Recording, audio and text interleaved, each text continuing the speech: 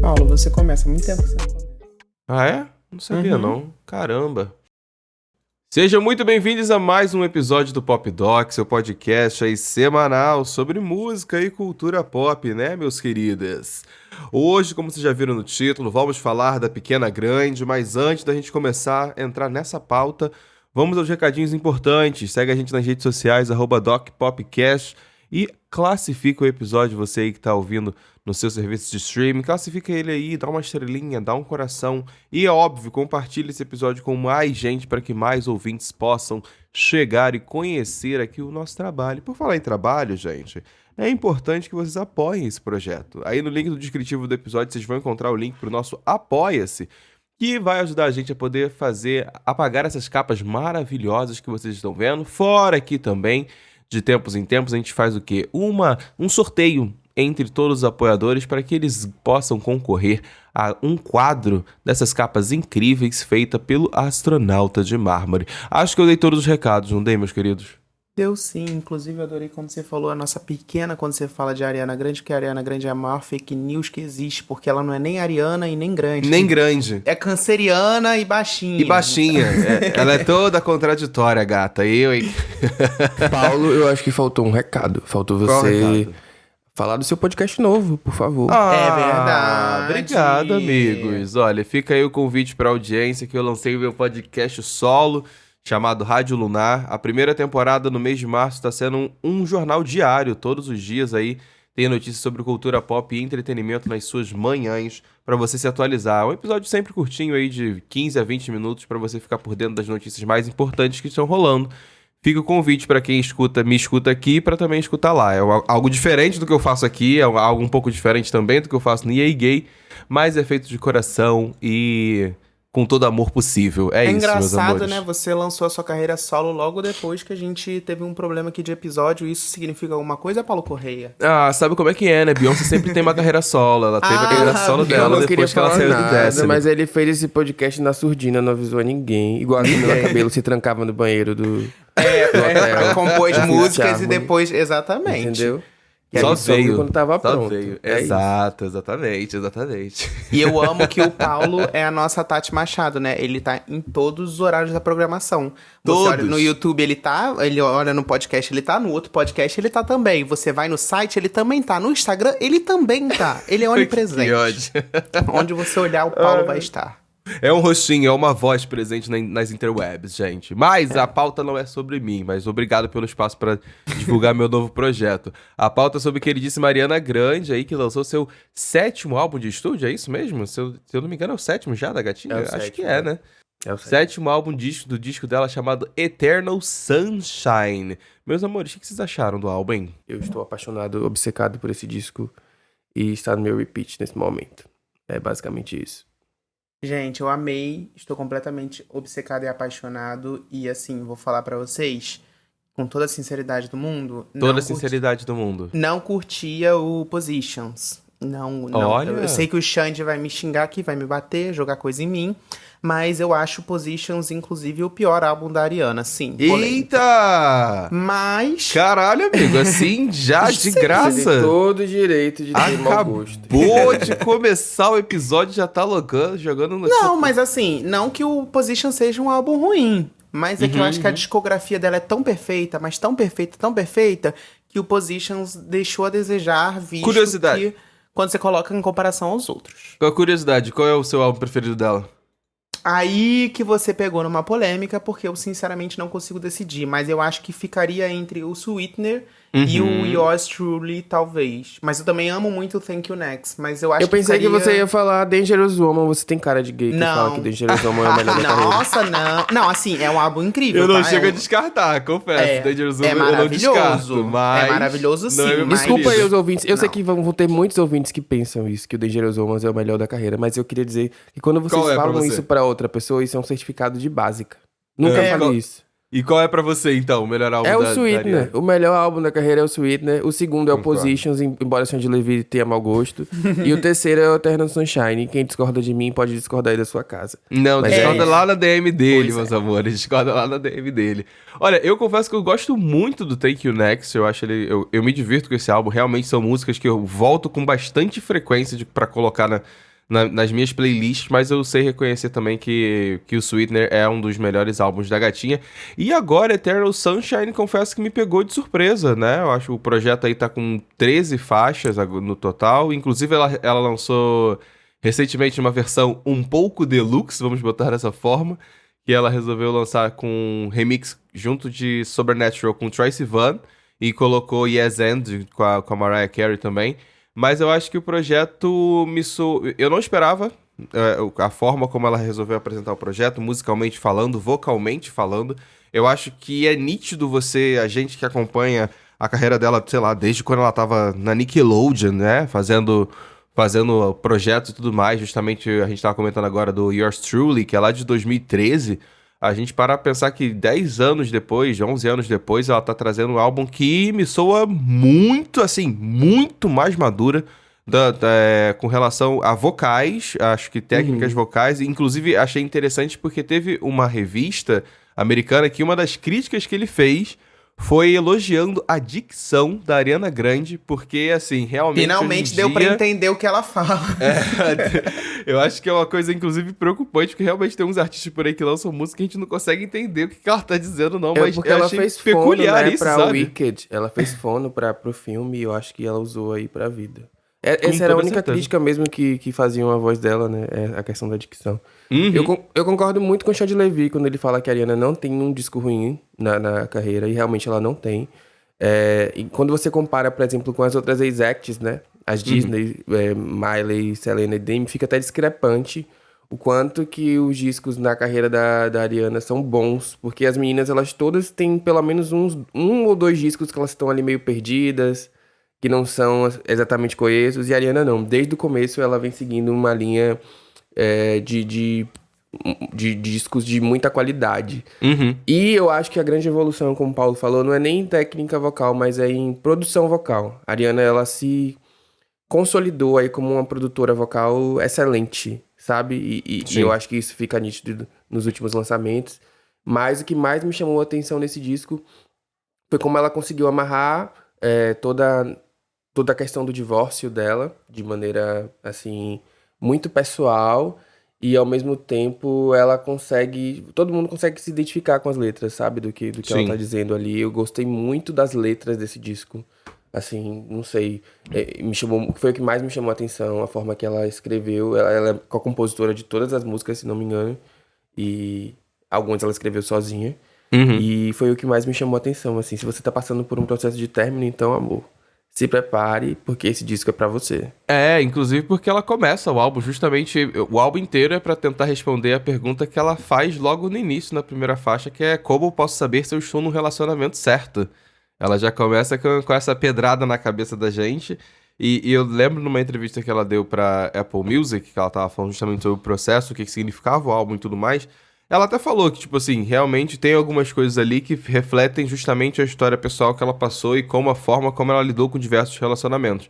Mas a ideia principal dela, quando ela fez o álbum, quando ela se deparou com a ideia do projeto, viu que estava se tornando o Eternal Sunshine, como ele é agora, ela viu que era a possibilidade dela de poder entregar uma obra de arte individual, sabe? Uma obra de arte que tivesse uma narrativa completa para servir como uma história, sabe? Um ensinamento de alguma forma, uma reflexão de alguma forma.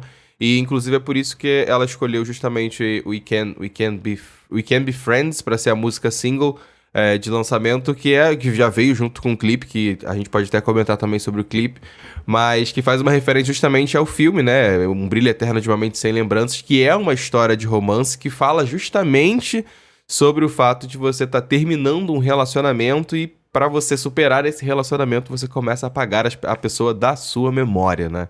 Então acho que ela realmente veio aí empenhada em querer trazer conceito e uma história pra gente de alguma forma. Eu acho que o disco, em sua essência, é o filme, né, também. Sim.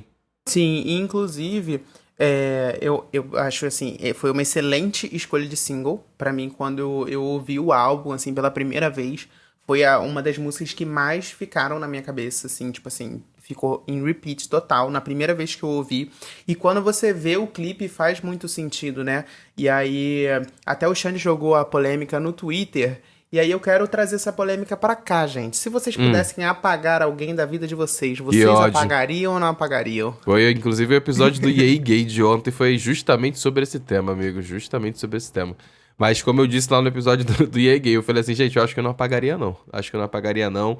Mas o conceito do filme e o conceito do álbum vem de um lugar muito de imediatismo, sabe? Assim que você tá sofrendo, assim que você tá passando pelo problema, com toda certeza, se alguém te oferecer, você vai querer apagar. Mas se você tiver um afastamento da história, talvez você tenha uma perspectiva diferente, e até o Thiago também comentou no episódio, falando que até um pouco mais romântica da situação. O errado está você achar que todas as vezes que você tá se fudendo, você tá querendo aprender alguma coisa. Não, aí você também tá sendo otário, em vez de mudar suas atitudes com relação a relacionamentos amorosos e afetivos.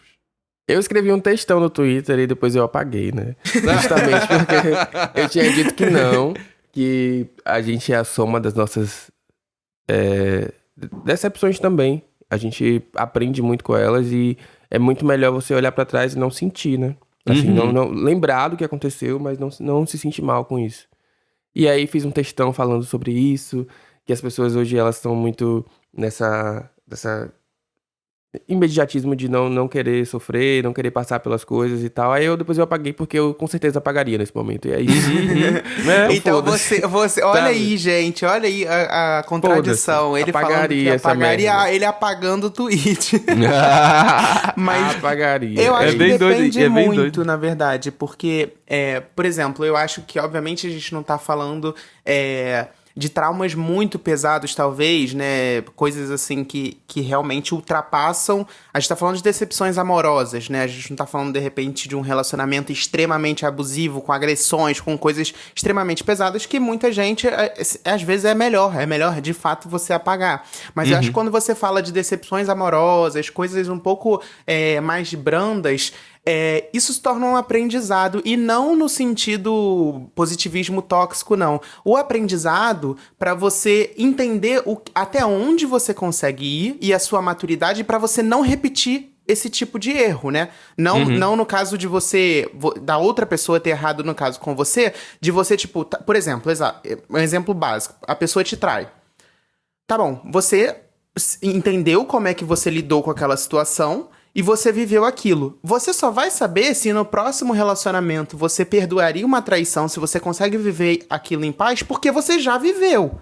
Então, tipo, eu acho que quando você se coloca numa posição de vou apagar esse momento que passou, você não vai ter vivido aquilo. Então você não vai saber o seu limite do que é aceitável, da maturidade, do quanto você vive em paz com isso. Então, acho que depende muito da situação, sabe?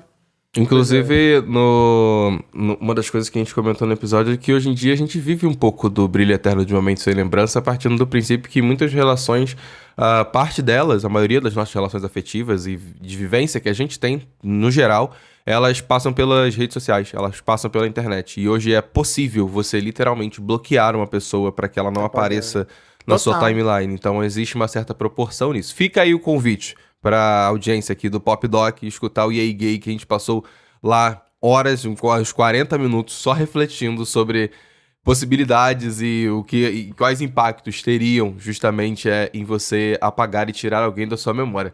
Eu queria perguntar pros meninos, qual a faixa preferida de vocês quando vocês escutaram pela primeira vez o álbum?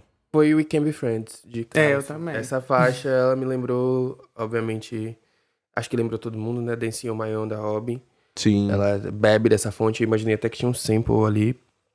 E também, um não só Dancing on My Own, não só Dancing on My Own, como Call Your Girlfriend, também da Robyn. Essa é menos conhecida, mas inclusive recomendo muito ouvir, que essa também é muito boa.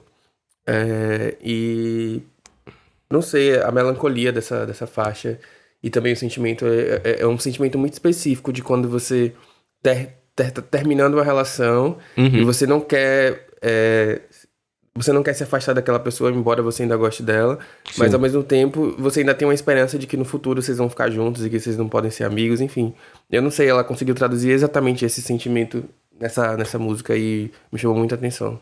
E pra você, Levi? Então, pra mim também, como eu falei, o We Can Be Friends foi uma das músicas que mais ficaram na minha cabeça a primeira vez que eu ouvi. Mas assim, eu queria citar Bye, porque enfim, é basicamente a primeira / segunda música do álbum, que é uma música que, enfim, também... Bye, bye, bye, bye. E, gente, primeira vez que eu ouvi aquele negócio, eu falei, gente, isso fica muito na cabeça, é muito bom. E aí eu queria destacar o quanto a Ariana, ela tem um dom de introduzir um álbum, né?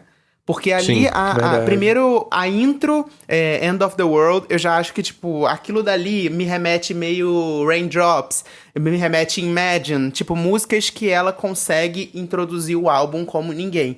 E eu acho uma qualidade dela tremenda, porque muitos artistas, e Beyoncé, inclusive, acabam guardando a história pro meio, né? Ali, as melhores músicas pro meio. E aí não introduz de uma forma tão boa assim. Agora, a Ariana, você dá play no álbum, você já começa com aquela expectativa. Cara, isso aqui vai ser muito bom. E eu acho que a intro já traz esse gostinho. E aí, quando entra Bye, aí... Porra, foi aí que eu falei, esse álbum vai ser muito bom. Tá isso, já ganhou, é isso, 10, já começou bom, tá ótimo.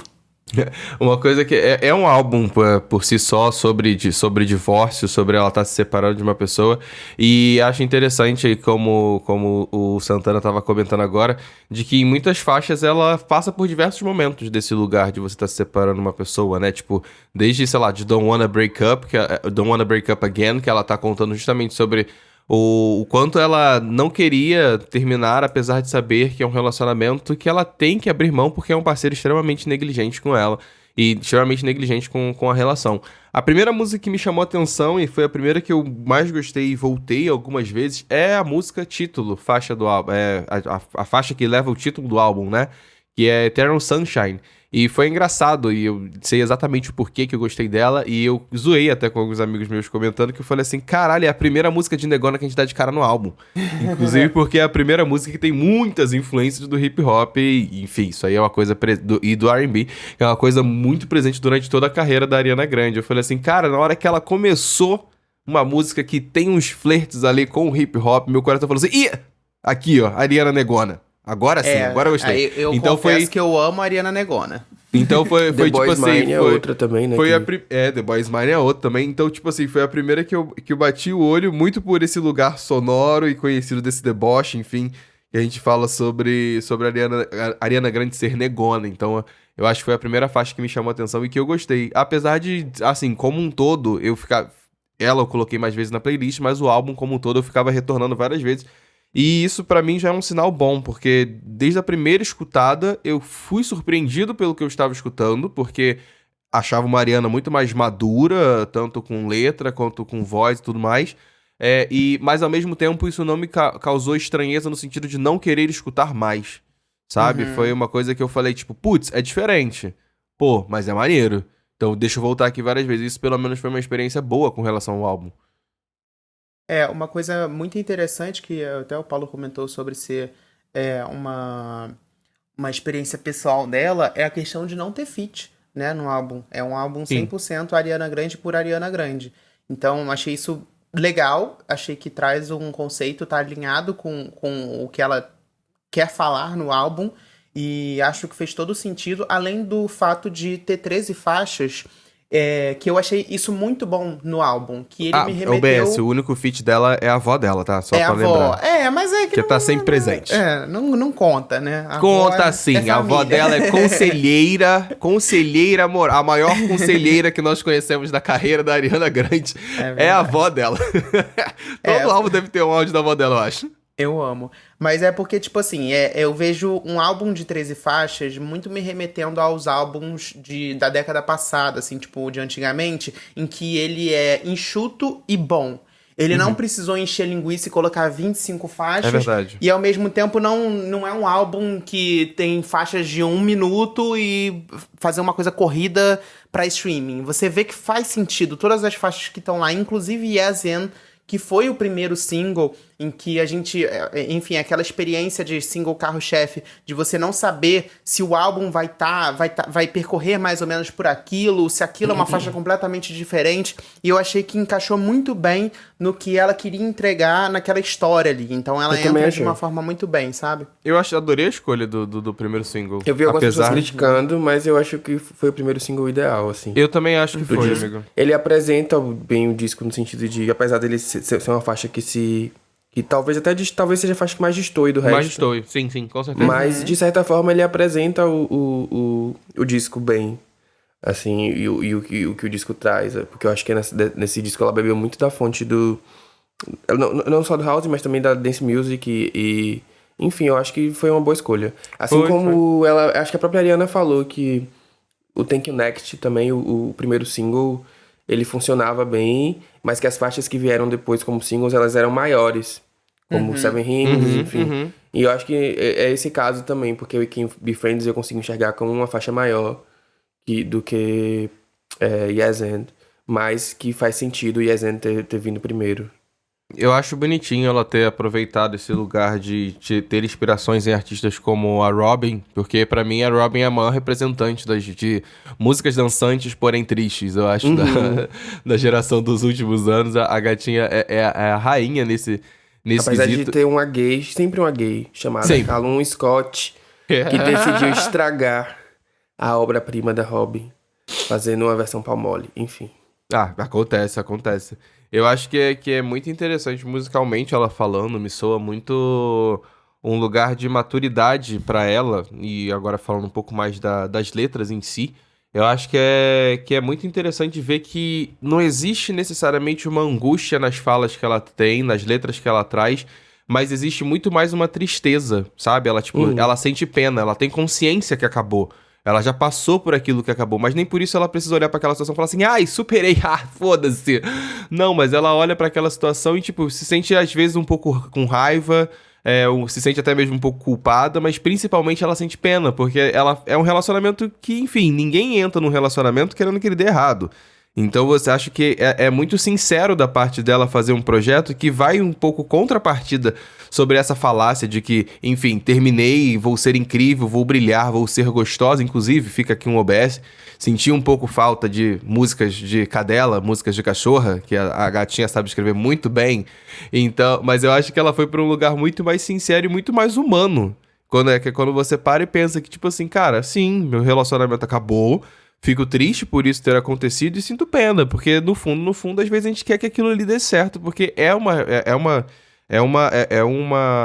relação da qual, inclusive, ela foi casada, não foi só um namoro, sabe? Não foi um tempo que ela passou namorando, não, ela resolveu casar com a pessoa porque ela acreditava que aquilo ali de alguma forma ia dar certo.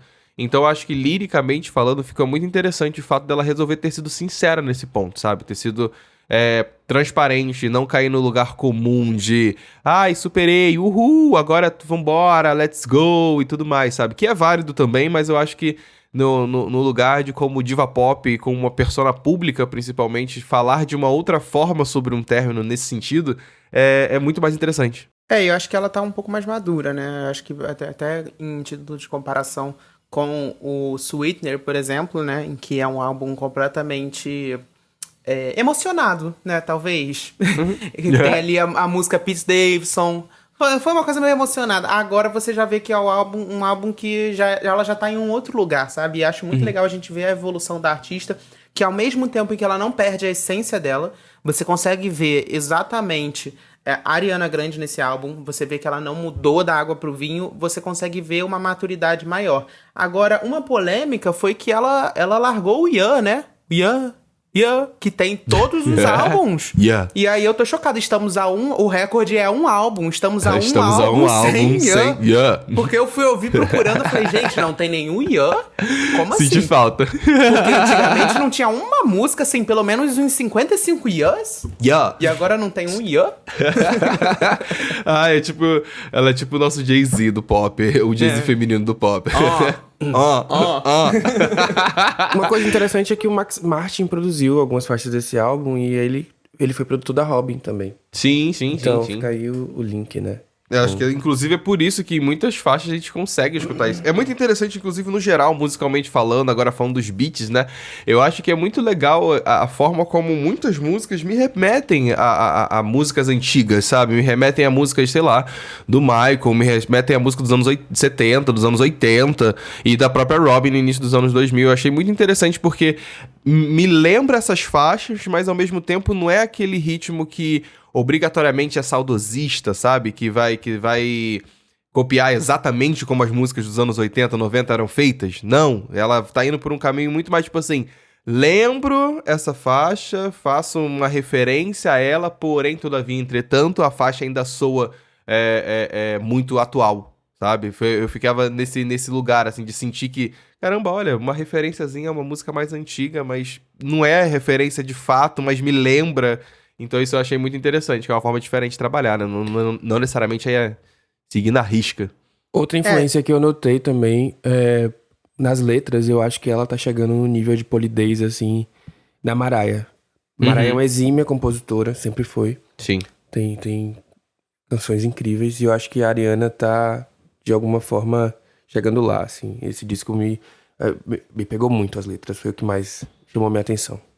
Uma coisa interessante da Ariana é que eu acho que ela consegue trazer a essência das divas dos anos 90 e 2000, das grandes divas mesmo, e ao mesmo tempo que ela se comunica com um público 30+, ela consegue se comunicar com os adolescentes. Então, isso eu acho muito interessante nela, assim, que você vê que ela é uma artista teen, de certa forma, mas ao mesmo tempo ela não é aquele teen bobo que a gente não consegue se identificar, sabe? Ela consegue abraçar todos os públicos. Eu não considero ela uma artista teen, mas não. Eu também não consigo. Ela uma artista adulta, então, mas ela se comunica com o público. Ela tem apelo pro público. Isso. Teen, quando eu digo artista teen, é que ela consegue se comunicar. Porque geralmente o que acontece é uma quebra de gerações, né? As divas que se comunicam com as 30+, não se comunicam tanto com os teens. E a Ariana, eu acho que ela consegue muito, assim. Você vê que as adolescentes amam muito. Ela é uma das divas teen, sim. Mas não colocando nesse lugar que ela é segmentada. Ao contrário, eu tô dizendo que ela é diferenciada justamente por ela ser teen e ao mesmo tempo conseguir se comunicar com outros públicos, sabe? Sim, com certeza. Eu concordo. Faz sentido. Tem umas outras artistas aí que têm a idade da Ariana e ainda continuam tratando letras como se fossem adolescentes de 15 anos. Exato.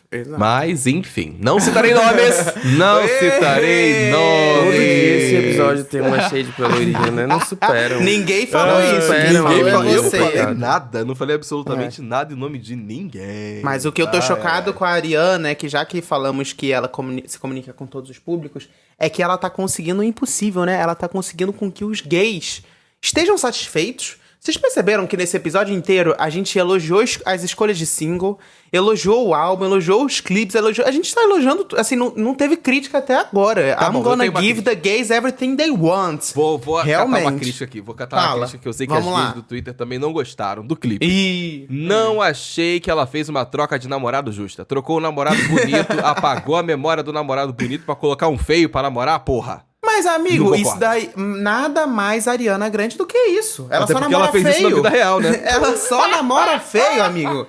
É isso. Ela tá trazendo a realidade. Eu acho que ela só namora feio. O Big Sean foi o último bonito. O último bonito que ela namorou. Acabou, isso tem anos. Não, eu vou catar uma crítica. Como é que pode, gente? Ela só namora feio. Pode? Terminou o casamento dela aí pra catar o outro menino aí que tá fazendo Bob Esponja, que é muito esquisitinho, gente. Mas eu vou defender a Ariana. Relacionamento não é aparência, é cuidado. Então, às vezes, o feio, ele pode... Mas é verdade. Mas quem nunca se apaixonou por um feio? Ele compensa de outras formas, com cuidado, carinho, amor, atenção. Pode ser com pica também. Então, pica também. Entendeu? O conjunto das coisas. Xande, você namoraria um feio? Eu já namorei um. Eu também já namorei um. E você faria um álbum pra um feio? Não, pra esse feio específico, não. Porque ele, além de feio, ele era péssimo, assim. Exato. Eu faria uma faixa pro feio que eu namorei, só. De resto, eu não faria, não. Foi no pós-pandemia, eu tava maluco. Foi o pior namorado que eu já tive na minha vida. Não, foi no pré-pandemia, gente. Meu Deus, foi no pós-pandemia, não. Foi no pré-pandemia. Foi antes da catástrofe. É isso, todo mundo já se apaixonou, já namorou um feio, já ficou com um feio. Então, também rola uma identificação aí sim. Ela traz a realidade. Mas também, gatinhos, não adianta vocês, um conselho aqui, não adianta vocês namorarem o feio, fazer de tudo pelo feio, chorar pelo feio. Aí depois que termina, fica, namorei um feio. Porque você também namorou porque você quis. Entendeu? Guarde pra você, porque a exposição não é só do feio, é sua também. Exato, é isso. Exato. É por isso que eu não falo, você perguntou quem você já tinha namorado feio. Uns 3 meses atrás aí eu namorei uma pessoa bem feia e um cuzão, inclusive. Eu digo com tranquilidade, pessoa escrota do caralho.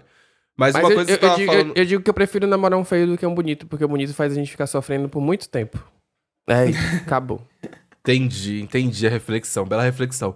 Você tava falando isso sobre ela ter agradado os gays, e eu acho que ela deu uma entrevista, eu não lembro pra qual foi o veículo agora, mas ela tava comentando, foi antes até do lançamento do projeto, de que ela queria ter 2 momentos no álbum, e você consegue até sentir um pouco disso, que ela queria tratar sobre assuntos que fossem ali mais tristes, sentimentais, como um todo, a gente sente isso no álbum como um todo, mas dá pra sentir ali meio que de a metade do álbum pra baixo, ela começa a soar um pouco mais animada do que anteriormente, sabe? Então ela, durante essa entrevista, ela comenta que ela queria fazer esses 2 momentos pra tratar assuntos que ela queria, né? E em dado momento ela iria começar a colocar também faixas que iriam agradar os fãs. Não é à toa que, se você for pegar, assim, olhar pra estrutura do álbum como um todo, as 2 músicas que ela escolheu como single pra fazer divulgação são da metade pra frente. É Yes and, e logo em seguida vem We Can't Be Friends, que são músicas por si só, em comparação ao resto do álbum, que são uma das mais animadas do projeto, sabe? Que são as mais dançantezinhas e tudo mais, apesar... E se mantendo, obviamente, sentimental, mas musicalmente falando, elas flertam muito mais com um lugar onde a gente já tá mais acostumado com a Ariana Grande, sabe? De ser um pop mais dançante, do que do resto das músicas. Eu acredito que o próximo single que ela deva fazer não vai ser uma música tão animada. Eu acho que ela vai querer apostar, talvez, em uma dessas baladinhas que ela fez, que são mais sentimentais, mais calmas até e tudo mais. Mas assim, eu acho que ela conseguiu, de fato, fazer o que ela tava planejando, sabe? De dividir o projeto, de agradar a si mesma, mas também agradar um pouco aos fãs, de criar essa história e essa narrativa que ela apresentou em um álbum que pra mim é extremamente coeso. Não tem uma música dali, a gente comentou agora de Yes and ser a mais diferentezinha assim, mas mesmo assim ela ainda não soa tão distante quanto o projeto. Então eu diria que é um projeto extremamente coeso, de uma artista aí que tá no auge dos seus 30 anos, que com toda certeza demonstra estar no auge do seu talento também, sabe? Pois é. Eu queria dar um outro conselho pra audiência hoje. Fizeram uma trend, né, de We Can Be Friends no TikTok. Com fotos, né, são 2 ex-namorados, posta foto e apaga. Eu adorei a versão com a Ludmilla com a Anitta. Eu também adorei a da Ludmilla com a Anitta. Gente, não façam isso, por favor. É sério. Existem níveis de humilhação, do quanto você pode se humilhar na internet. Não façam isso. É só esse o meu conselho.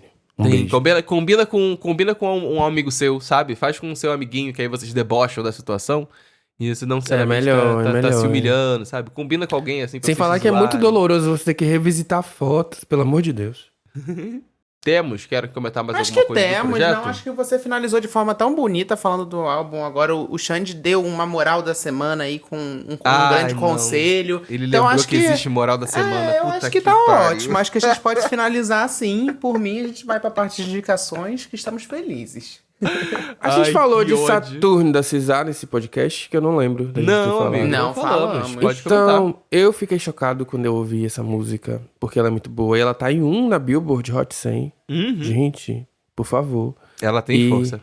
E aí, não sei, essa música eu queria indicar aqui. Se alguém não ouviu, não prestou atenção, como eu não tinha prestado atenção, porque já tem mais de 1 mês que saiu, vão lá escutar, porque é tudo.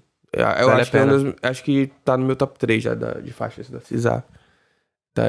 É uma filha da puta que faz composição boa, né? Faz música boa. Não tem... Essa daí, não. Ai, caralho, não tem como. Infelizmente, acho que não haverei no Lula, mas... Putz, amigo. Aí é triste, aí é bad. Minhas expectativas estão grandes. Espero que essa garota venha, né? E não prossiga com a fama que ela tem de cancelar alguns eventos. Uma diquinha que eu tenho pra galera, que a gente já comentou bastante do trio aqui, é a galera do Flow. FLO, Flow. Elas lançaram Walk Like This, um novo single delas aí, que deve estar fazendo aquecimento justamente para as gatinhas lançarem o próximo projeto delas. Que eu não lembro dessa música, se tem outro projeto delas, acho que é nova mesmo. E é uma música muito boa, é isso. Elas sonoramente sempre vão revisitar, e aparentemente é essa identidade sonora que elas querem pra carreira, e talvez pra esse próximo projeto, principalmente falando. De soar bastante parecido com os grupos os girl bands, girl groups dos anos 90, nice. Sabe? Então acho que é interessante. Eu gosto, eu amo, acho a sonoridade maravilhosa. Então é saudosista e ao mesmo tempo atual, porque as meninas arrasam, tem gogó e mandam muito bem. Outra diquinha nacional agora pra quem gosta de um funkzinho é que Rebeca, ela começou aí o aquecimento pro próximo projeto que ela vai lançar, que vai ser um álbum de funk, né? Finalmente, graças a Deus, aqui eu posso falar, eu entrevistei ela no Papel Pop, mas aqui eu posso falar com uma maior sinceridade. Finalmente ela se afastou daquele pop que ela fez em AEIOU, porque aquilo ali, nossa senhora, não entendi, dívida de jogo. Mas ela lançou a música Aquecimento da Rebeca, que é isso, é funk raiz, é funk do que a gente conhece dela, baixaria. Inclusive ela falou na entrevista de que ela tá interessada em voltar a fazer funk proibidão, e eu acho que é o berço dela, foi da onde ela não deveria ter saído, porque ela faz isso excelentemente, muito bem. Então fica essa dica aí de Aquecimento da Rebeca, que é um funkzão. O Mega Príncipe da Pablo, eu não tinha comentado porque eu não tinha escutado no episódio passado, mas eu adorei a versão dela da música, eu acho que foi uma versão muito boa e acho que ela tá num aquecimento, numa crescente muito, muito certeira pro Batidão Tropical, e assim como o primeiro, acredito que ela vai lançar durante aí a virada de fim de verão, sabe? A gente não vai ter esse álbum agora no veraneio, apesar de ser um álbum que soa muito veraneio como um todo, acho que ela só vai lançar aí mais pra frente, realmente, quando a gente sair dessa temporada de verão. E é isso. Essas são as minhas diquinhas. Levi, tem dica? Não, porque a dica que eu vou dar, eu não vou dar aqui não, porque vai virar uma grande polêmica e eu não vou fazer. Não, agora você continua.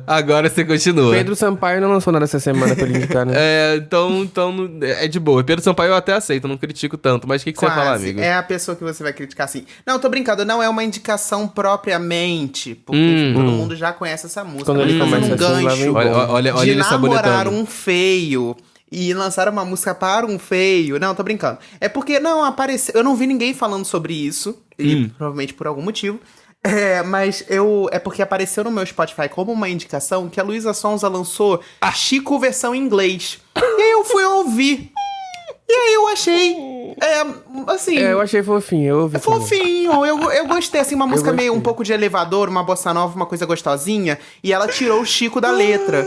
E eu achei interessante, assim, não sei se é propriamente uma dica, mas é uma coisa legal, assim, pra você ouvir, de repente, é uma tipo... dica, sim. É uma dica, né? Ele saboneta de Ele saboneta de um jeito, não tem cara. tempo Caralho, ele mas não é porque, consegue. É uma gente, dica. Deixa eu explicar, que é o seguinte, não é uma dica tipo assim, gente, vão lá ouvir que é ótima. Mas é porque é interessante você ouvir uma bossa nova em inglês. Então, é uma dica, amigo. Não é só... Eu gostei da versão em inglês, ficou muito fofinha. E eu acho que ela usou como gancho pra apresentar no Billboard Woman in Music, né? Que ela cantou essa e foi até bem. Depois teve aquela apresentação pavorosa com a Demi, uma gritaria desafinada. Eu sou fã foi o fã da Demi que falou, hein? Sou fã de Demi, mas eu acho que ela se perdeu ali e a Luísa Sonza se perdeu mais ainda. E é isso. Espero que a Demi volte pro pop também, que eu também não aguento mais essa palhaçada de rock. Acabou. Chega. Olha, eu não tenho opiniões, eu não tenho opiniões sobre Chico, tá, gente? Só pra deixar claro, eu tô rindo porque eu achei engraçado. Eu acho engraçado ela voltar nessa faixa pra lançar música internacional. Apesar de que esse movimento de fazer bossa nova em inglês é um clássico. Você volta alguns anos atrás, a Anitta tava fazendo We Are See You, We Lost You, que é uma bossa nova em inglês justamente pra começar a entrar no mercado internacional. Como diria um famoso crítico da B-Charts, né? Pra forçar credibilidade artística. Não, e funciona também na gringa. E vale destacar também que Chico foi produzida pelo grande Roberto Menescal, que foi um dos fundadores do movimento Bossa Nova. Então, ele, tipo, tem uma importância muito grande. Ele criou canções como Barquinho, Se Eu Pudesse, Rio. Então, assim, você vê que tem um conceito ali artístico que eu acho que vale a gente olhar com outros olhos, sim. Eu gosto dessa faixa, eu não acho essa faixa ruim. O que eu não gosto é de toda a palhaçada em torno dessa faixa. Entendeu? Exato. É só isso. O problema todo comigo que eu tenho com agora eu tô falando do álbum, tá? Não vou começar a falar da artista, até porque, né, racista. Mas o projeto como um todo acabou me cansando por causa desse problema que ela teve. De ir na Ana Maria Braga, de fazer um circo em cima daquilo, do término, não sei o que lá. E eu acabei pegando desgosto, sabe? Como no projeto como um todo, e principalmente por causa de Chico. E olha que eu acho o Chico realmente, como você estava falando agora, amigo. É uma faixa muito bem produzida. É uma bossa nova de qualidade, sabe? Muito bem feita. Mas... cansei, sabe? Cansei. A imagem, depois de tudo que aconteceu durante o lançamento desse projeto, eu cansei. Só cansei mesmo. Enfim, né? Pra quem disse que a gente não ia falar mal de nada, nesse episódio a gente falou mal pra caralho agora, nesse bloco de tudo, de todos. Peço desculpas pela minha animosidade, mas vamos para os comentários, né? Ah, eu não peço não. O I Am Christian, desculpa, mentira, eu não gosto de padrão. Falou aqui, fazer o P veio... O disclaimer que a gente prometeu e não entregou, ele entregou aqui nos comentários, ó. Fazer o P veio de uma aparelhagem chamada Príncipe Negro e é feita com as mãos, que representa P de Príncipe Negro. E nas festas onde a aparelhagem toca, o público faz o P com as mãos em homenagem. E é basicamente isso. Agora vamos lá fazer o P da Pablo. Olha, amo que amo. Eu dei mole, porque quando eu fui pro Pará, né, em dezembro, eu conheci as aparelhagens, mas não conheci o Príncipe Negro, conheci outras. E eu ficava igual um maluco fazendo aqui. E cada uma tem seu próprio símbolo, né? Então eu ficava igual um maluco fazendo um símbolo de todas, assim, amando. Eu falei, ai, que delícia! Ai, gente. E lá no Spotify, inclusive você que tá escutando no Spotify, sabe que tem uma perguntinha aí no episódio pra você que você pode responder, que a gente tá lendo aqui. A Maria Clara respondeu o seguinte: eu amo a história do cancelamento do show da Azealia Banks no Brasil, que se recusou a abrir o show pra Pablo e cancelou. Mas old que o que mais doeu foi o da Gaga. Pop, falam com a gente agora. Não cancelem os episódios, vocês fazem falta. Um beijo, Mariah. Mariah Clara. Não acredita. Falsa, mas eu acredito. Brincadeira. Posso ler mais um aqui pra vocês? Vou ler mais um então. Olha, o Anderson Barbosa comentou o seguinte assim: Mariah tem o ingresso até hoje. Eita, esse aí ressentido, né? Guardou o ingresso de algo que nunca aconteceu. Sobre o filme, já que no episódio passado a gente comentou um pouquinho sobre o filme da J.Lo, ele disse que prefere assistir Glitter. É isso. Então tá bom. Escolhas, né? Escolhas. E o Bruno Alves comentou assim, também no Spotify: o da Gaga foi inesquecível. Tava com um boy que produziu roupa e make bafo pro show e não sabia o que fazer do cancelamento. Meu Deus, as bichas tudo produzida lá. Inclusive, eu ouvi... essa semana uma pessoa veio falar comigo sobre a questão do cancelamento da Gaga, justamente nessa pegada. Disse que era o dia do aniversário dela. Ela tinha convencido todos os amigos a comprarem, eram mais de 10 amigos, e aí a Gaga cancelou e ela falou: que merda, o que eu vou fazer no meu aniversário? E ela foi assistir o Maroon 5. Então, assim, realmente, coitada. Nossa, eu acho que se eu fosse amigo dessa menina que é fã da Lady Gaga, eu ia falar pra ela: amiga, eu vou te deixar muito bêbada nesse Rock in Rio, tá? Pra você não assistir o Maroon 5, vai assistir outra coisa, mas bêbada você vai ficar, pelo menos pra estar feliz. No dia do aniversário escolar. Porque no dia do aniversário é sacanagem. Olha, meus amores, vocês aí que querem comentar com a gente o que vocês acharam do novo álbum da Ariana Grande, corre lá nas nossas redes sociais, @DocPopcast, e também pode comentar aí no Spotify, se você estiver escutando no Spotify, na nossa perguntinha: o que você achou do projeto, qual é a sua faixa preferida do projeto? Foi pego de surpresa também? E é isso. Semana que também vem... se apagaria alguém da mente. Quero saber isso. Não, eu quero saber, eu acho triste. Mas eu gosto de ouvir as respostas, eu gosto de saber polêmicas, gosto de saber se as pessoas apagariam alguém se a pessoa, da mente ou não. Aqui, então vamos fazer um disclaimer. Se a pessoa falar que quer apagar algum ex, ela vai ter que contar a história do porquê. Eu acho que eu me apagaria. Completa. Eu me apagaria. Que ótimo. É isso, meus amores. Semana que vem tem episódio novo aí pra vocês. Um beijo e um queijo. Tchau, até semana que vem. Beijo.